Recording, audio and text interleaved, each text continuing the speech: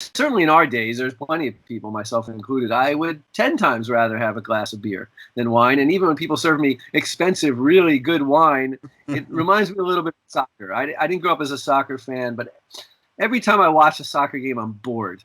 And it's not that I don't like wine, but I would much prefer to watch American football than soccer. And I would way prefer a good beer than a really good wine. I mean, you can give me a fine, average, really good double IPA. I'll take it any day over your most expensive bottle of wine. So Rav Hai Gaon says, Gaon in the 10th century, says if you prefer beer, then you can use beer, which is an important step. That if it's a personal preference, it doesn't matter that it might not be what everybody else is drinking around in town. But if you prefer beer, you can drink beer. But not everybody agrees with that.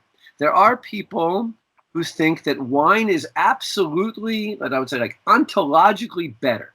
It's just better than beer. It doesn't matter what you like, what you like. You have this sometimes in the Talmud that halakha is not determined what you want. Halakha is determined what's normally preferred.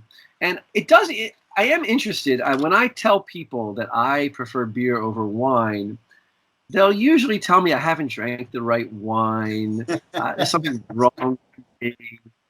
You go into a liquor store, now it's changing a little bit, but I'm amazed at how many bottles of wine I see at liquor stores. Just aisles and aisles of different bottles of wine. But you know what? Amazing. Wine drinkers will probably think the same thing about beer. Why is there so many beers out there? Sure they will. And I classify the world. I have friends who are wine drinkers, but I really think that the world can be classified into wine and beer drinkers. Now there are, like for instance, the Ramah, the commentary on the Shulchan Aruch says that even if the wine is bad, it's better than beer. Okay, he does though make the interesting, one of my favorite comments. He says there's a custom at the end of Pesach to do Havdalah on beer. Yeah. You can imagine why. I'm kind of a little sick of it. That's a great Havdalah opportunity. Well, Ramah right there says because it's beloved to you. Like you've missed it for over a week. The heart grows fonder, right?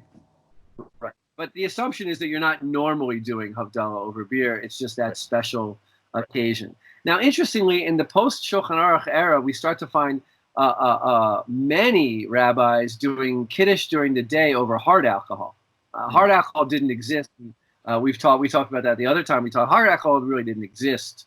And if it had existed, it wasn't available to most people. But by the 16th, 17th day, certainly 18th century, it's very common for rabbis to be doing Kiddush during the day and Havdalah over hard alcohol. It seems to have been much more widely available, as we learned last time, much more widely available in Poland. It probably was a lot cheaper. Most of the Ashkenazi Jews lived in cold countries.